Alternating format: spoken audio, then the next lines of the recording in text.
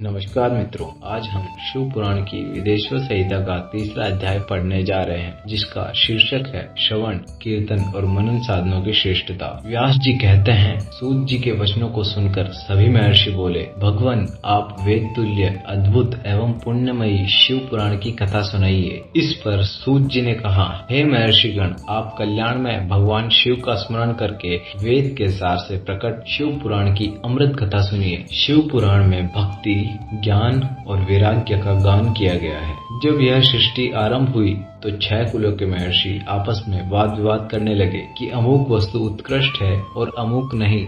जब इस वाद विवाद ने बड़ा रूप धारण कर लिया तो सभी अपनी शंका के समाधान के लिए सृष्टि के रचयिता करने वाले अविनाशी ब्रह्मा जी के पास जाकर हाथ जोड़कर कहने लगे, हे प्रभु, आप संपूर्ण जगत को धारण कर उनका पोषण करने वाले हैं। प्रभु, हम जानना चाहते हैं कि संपूर्ण तत्वों से परे परात्पर पुराण पुरुष कौन है। इस पर ब्रह्मा जी ने कहा, ब्रह्मा, विष्णु, रुद्र और इंद्र आदि से युक्त संपूर्ण जगत समस्त भूतों एवं इंद्रियों के साथ सबसे पहले प्रकट हुआ है। वे देव महादेव ही सर्वज्ञ और संपूर्ण हैं। भक्ति से ही इनका साक्षात्कार होता है, दूसरे किसी उपाय से इनका दर्शन संभव नहीं है। भगवान शिव में अटूट भक्ति मनुष्य को संसार बंधन से मुक्ति दिलाती है। भक्ति से ही उन्हें देवता का कृपा प्रसाद प्राप्त होता है। जैसे अंकुर से बीज और बीज से अंकुर पैदा होता है, उसी प्रकार भगवान शंकर का कृपा प्रसाद प्राप्त करने के लिए आप सब ब्रह्माश्री धरती पर सहस्रों वर्षों तक चलने वाले विशाल यज्ञ करो।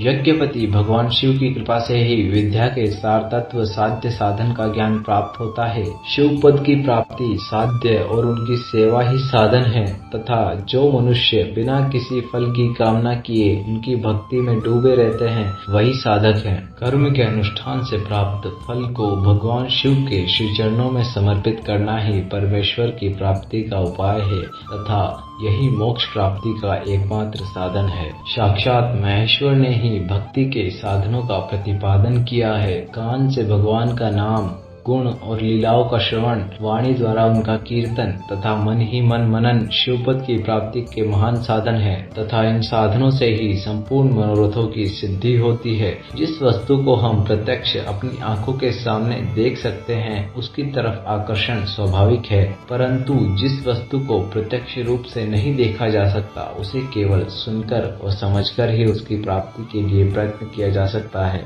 अतः श्रवण पहला साधन है। श्रवण द्वारा गुरुमुख से तत्व को सुनकर श्रेष्ठ बुद्धि वाला विद्वान अन्य साधन कीर्तन और मनन की शक्ति एवं सिद्धि प्राप्त करने का यत्न करता है। मनन के बाद इस साधन की साधना करते रहने से धीरे धीरे भगवान शिव का संयोग प्राप्त होता है और लौकिक आनंद की प्राप्ति होती है। भगवान शिव की पूजा, उनके नामों का जाप तथा उनके रूप, गुण और विलास के हृदय में निरंतर चिंतन को ही मनन कहा जाता है।